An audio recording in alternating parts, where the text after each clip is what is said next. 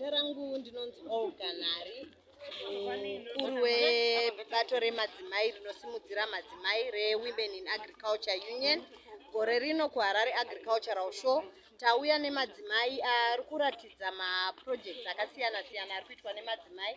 Munoona kumashure kwangu kune maincubator ari kutangira pasaizi diki diki inopinda mazai 1 crate which is 30 eggs.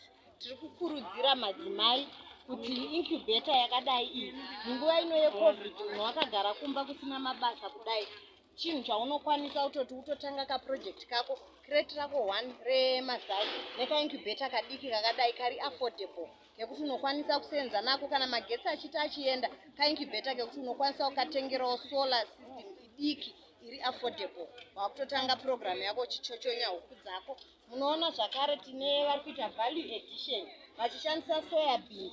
Kubvapo pane drinking chocolate iri apa, pane porridge rebanana riri apa, pane madrinks ebaobab ari apawo, nevari kuitawo fresh produce yamuri kuona tine matomatoes, tine maonions, tine garlic.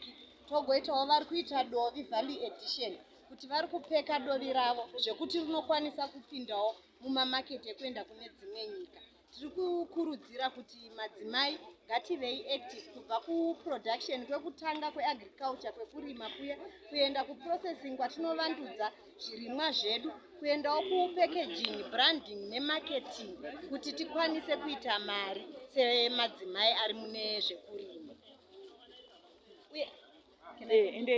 Uye gore rino mukapinda mukatumbu because value addition yedu hatina kuda kuti tize kubva kutraditional value addition yatakakura nayo kubva kuchinyakare.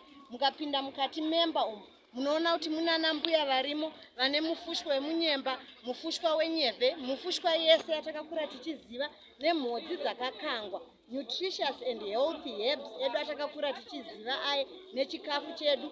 Nhasi kwatobikwa sadza nezvinyenze, mabikwa sadza rinoshandiswa huku hwemufarinya. Mune zvakasiyana siyana zviri kuitwa nemadzimai zvinoratidza indigenous food yedu kuti tinokwanisa kuramba tichipromota kuti utano hwedu hunge hwakasimba kunyanya munguva ino mbaita covid.